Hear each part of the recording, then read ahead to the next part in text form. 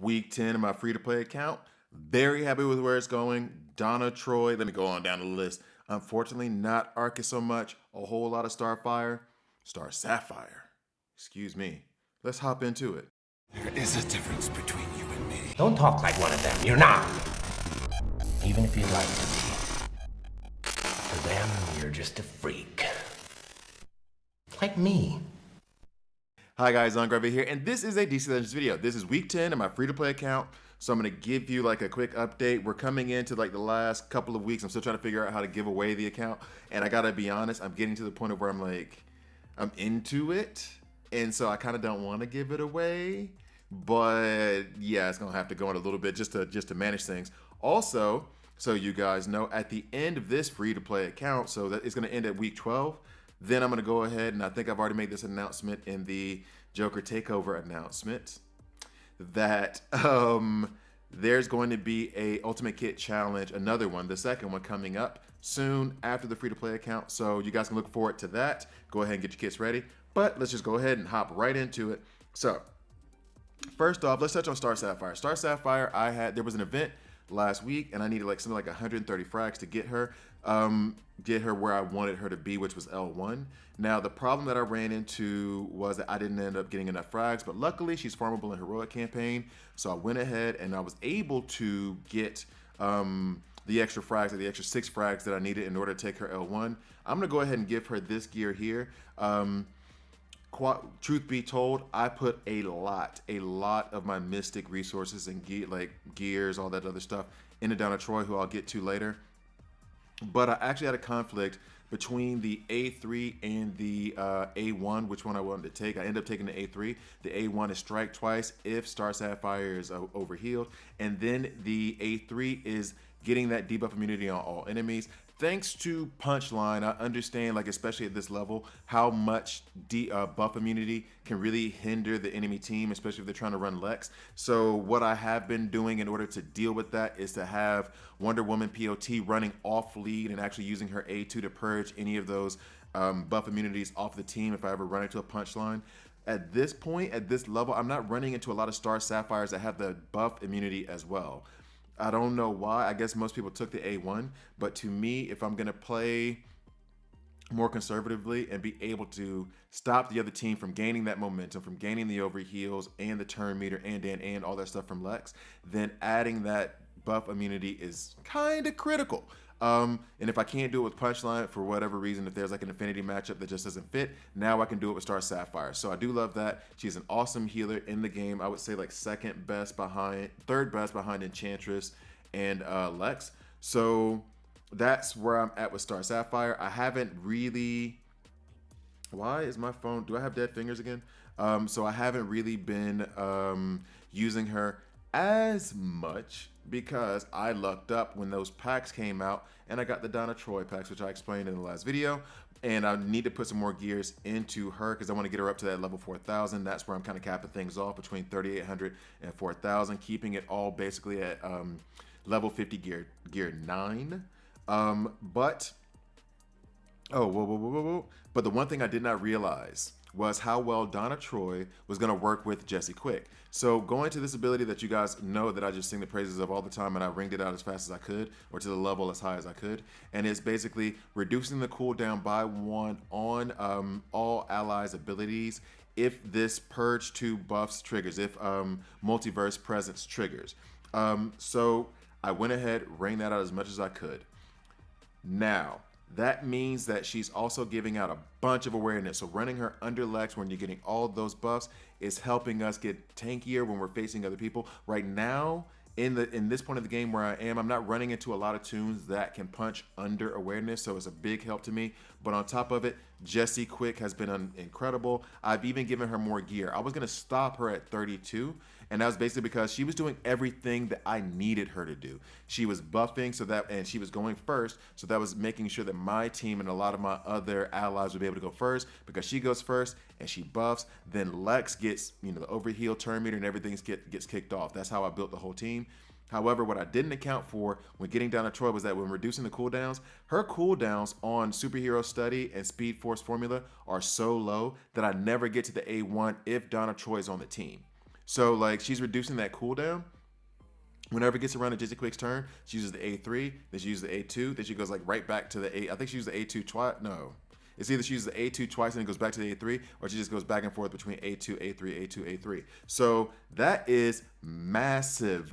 Keeping evasion ups on the team, keeping evasion ups on the entire team is a huge deal, especially if I'm running them along Eclipso. Now, the one thing that I was worried about with Donna Troy, and it's kind of proven itself to be true, is that I thought that at my level on my main account, where I'm 70-11 for most of my tunes, that her ability as a tanker, or as a taunter, she isn't tanky enough. She falls relatively quickly. Now, what I found out is that at this level, she still falls relatively quickly when it comes down to being a taunter. She's better. She's not nearly as bad as she is at the 70-11 level when it comes down to using her as a taunter, but she's not great. Now, one of the things that I am looking forward to is the new event coming up, or this month, because I've already said, and I think I put this in my preview video for May, which came out yesterday, thanks to a certain someone. On second thought, so basically what I've done is I'm looking forward to Mongol coming out at the end of the month. Oh, wow. This may prove to be a bit of an issue. I may have to extend the free-to-play account to week 14 just so I can finish off May. And then once I finish off May, then I'll give the account away. That's what I'm going to do. I'm going to go ahead and set up everything with Mongol and Ursa if I decide to go ahead and invest in her. I know I'm going to invest in Mongol because running Donna Troy and Mongol together, where Donna Troy is reducing the cooldown of all abilities, they're both giving each other awareness whenever they're using their abilities. His ability on the A2, I think, is the one where he's going to be able to give awareness to all of his allies, which would include Donna Troy. Then Donna Troy is going to convert buffs, and using her A2, she's going to give awareness to all the allies. They don't give awareness to themselves. Well, they give one awareness to themselves. They don't give multiple awarenesses to themselves. So that means if you're running them together, I can get multiple awarenesses from both of them. This sounds like it's going to be fun. Like, should I be giving this free-to-play account away? Like, this sounds like it's going to be a whole lot of fun. I'm going to run those two next to each other, and hopefully her reducing the cooldown on his A2, him giving her awareness will just make them very, very tanky when it comes down to facing anybody in PvP. So, one thing that did disappoint me was that I was hoping to clear enough boards so that I would be able to get anywhere with Arcus. I wasn't even able to get enough to take him R5. So I'm just going to leave him. I'm not going to work on him right now. My rule is kind of outside of Jesse Quick, or outside of if someone has really good utility, I'm going to then work on them. But he, as a damage dealer, he's good. But it's not worth putting the rings and the mats and the gears into him right now at the level he's at now at R4, in my opinion. So he's just going to sit on the bench, and probably, seeing as how whatever's going to happen with this account, I'm not going to really have any more chances to get any more frags from him. So he's probably going to stay like that forever. Superman had that event that came up, and I was tempted. I was very much tempted to get those packs, but I had already spent my gems on the Donna Troy, and I do not regret that at all. So Superman is not going to be worked on. Let me go back up to the top of the roster. And so then you'll see took a Bensur L4. I already said it in my review for the month of April. He is better than I give him credit for. His pack tactics on A2, that still bothers the hell out of me, that sometimes it just does not go. So that bothered me. Then on top of it, what I will say is that for the Hush event, and this is kind of mixing because of how late I was with other stuff, just being outright fair, because of everything that happened before, I was working on Hush, and I was able to get him L2 thanks to that Hush event from last week, or this week actually, now that I'm recording this. And so I want to use him alongside Enchantress, who also gives silence, because I want him to be able to do his out-of-turn attacks on the enemy with his silence. So I'm very happy to have him worked on. And silence, I mean, silence is just another version of Enrage, honestly. But it, I think it's going to be useful with this composition that I'm going to make. However, my main team of Lex and Jesse Quick, and then putting in Punchline or Donna Troy, whoever else on the side, Wonder Woman POT, Mr. Freeze has been solid too. Mr. Freeze has been really, really solid. That team has done so well that I am reluctant to really change up the order or change up the roster in any way. And Vixen, I've come to find out on my main account, given this month and that Superman was a bonus tune, I have been using Vixen, or Superman was the PvP reward for the month, or the tune for the week, the 5-pointer for the week. So he's been used a lot, and I've run into him in Siege. Using Vixen against Superman in Siege, she is so effective against him that I absolutely love it. So I'm gonna start working on her a little bit more. She was always in the plans, but now I'm gonna boost up those plans. I'm gonna like really focus on her from red alerts. And then going back to it, I was able to get Green Lantern Hal Jordan up to L1. So now I'm gonna shift my heroic farming back over to Lex so I can get him to L2. The important part about Green Lantern Hal Jordan, getting him to that L1 level, I wanted to have hammer time for those evasion teams. Now, Harley Quinn is not as prevalent as she was before, like years previously, because she has been removed from the heroic nodes, so you can't really farm her. But when it comes to evasion teams, having that hammer time, and even if you're not worried about evasions and the can't miss, being able to purge 10 buffs off of a target is big time. Hesitant to say maybe using him against Spectre to remove the intelligence ups once he gets a chance to ramp, but it is Spectre and it's a negative affinity matchup. But that is what I went with there. So, and I think that will do it for the free-to-play account for week 10. Let me go back down the rest, see if there's anything else I want to touch on. Stripe has been a little bit of a disappointment. I was really, really hoping, like, I thought that when I got Stripe like right at the end of my mid-game, entering end-game phase, and I thought like, okay, well, he's probably more of a mid-game, early-game tune.